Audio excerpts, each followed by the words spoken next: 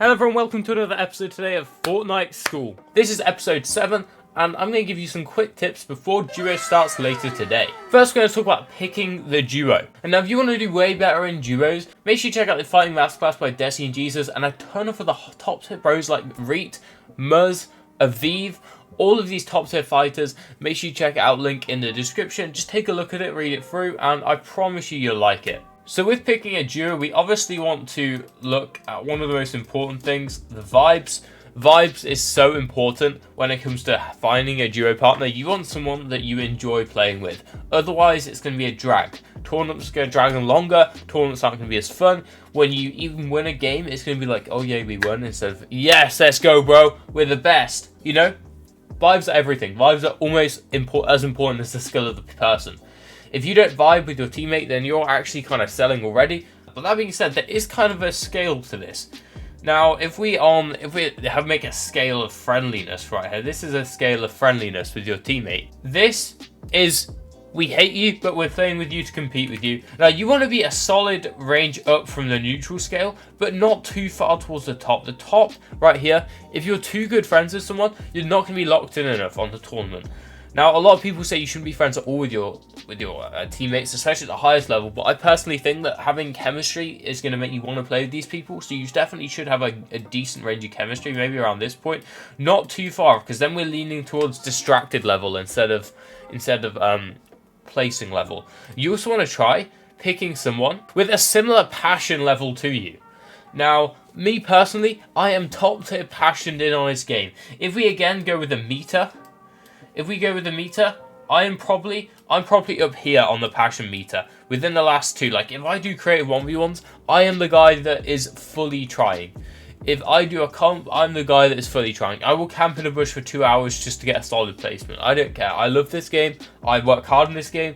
I'm on this game a lot. I work hard. I want it badly. I want the better placement badly. So I put myself up here on the passion meter. Now, if I then pick someone up from Discord that is like looking for want to have fun or something like that, like they just want to have fun with the tournament, and they're like down here with the passion meter. Now, we have a lot of ground to cover up here. The difference between our ways we see this tournament is crazy. Now, this guy just wants to have fun. His primary definition is having fun. It's very placement based. The fun and placement can go hand in hand, but for a first tournament, for a fun tournament, you need to be connected with your teammate properly. New teammates very often aren't the funnest to play with because you don't know them very well. And placement mentality is very, very passion driven. It's two very different things. So I wouldn't perform very well with that person because he'd be like, yo, let's go key, this is boring, we're in a bush. And I'd be like, no, you know, we're basing up, we're relaxing, we're playing for endgame, all of that sort of stuff. So you want good vibes on your teammate, you want good passion on your teammate. Now, there are two roles in a duo, we both know this, IGL and Fragger.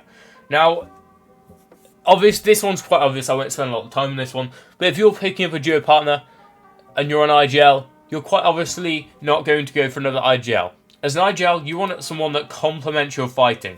You want someone that increases your fighting power as a duo. Now, in my opinion, IGLs can be good fighters, obviously, but in my opinion, that if we're looking at an 100% bar, let's say that's a bad graph. If we're looking at a 100% bar, the IGL is bringing about this much fighting power, right? That's 50%. I'd say the IGL is bringing about 35, 40%. This is the Fragger's section. The Fragger's job is to follow the IGL and provide fighting power. Now, the IGL has 35 to 40% fighting power already. The Fragger has to top it off.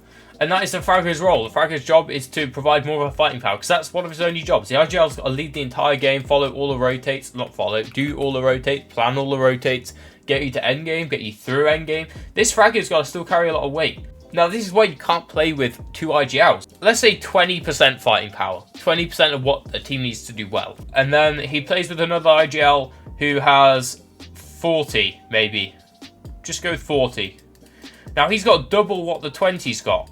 They're two IGLs, you know? Then if one of them frags, they're still wasting their potential. If you're a fragger, you don't want to play with another fragger, because it's the same if we draw another graph up here with the IQ, with the game IQ. The fragger, one fragger might be a really stupid fragger. He's just spent the whole 3 seasons following around his IGL and has like this much brain power. Then the other fragger is a little bit smarter. He's got this much brain power. We still only got like 50% of what we need, you know? It's important that these two, they complement each other. We have the 35% fighting power, and then the other half is filled in by our fragger. That is a good team. That's why it's always important to be picky, even if that person has got a little bit more PR than you. Always go for someone that actually knows their role. Finally, I just want to go on a little bit around our skill level. Now, PR is important, but if you're under 1,000 PR, you should expect to carry your team 100% of the time. Because there is very few good players below 1,000 PR in comp. And if you are an up-and-comer, you feel like you are better than your PR and you're under 1,000 PR, you should always be thinking, oh, I'm the one carrying my team. You should always be thinking, I expect to carry your team. If you say you're better than your PR, prove it. Good players don't need good teammates to do well. Peterbot could play with me in the next Duo Cash Cup, and if I move to NA, and we could literally place top 100 easily, because Peterbot is the GOAT. Peterbot doesn't need good teammates to place. You don't either. Duo Cash Cup start tonight and the next couple of weeks. Do not team blame. We do not want it. If you have something wrong with your teammate, VOD review after the cup.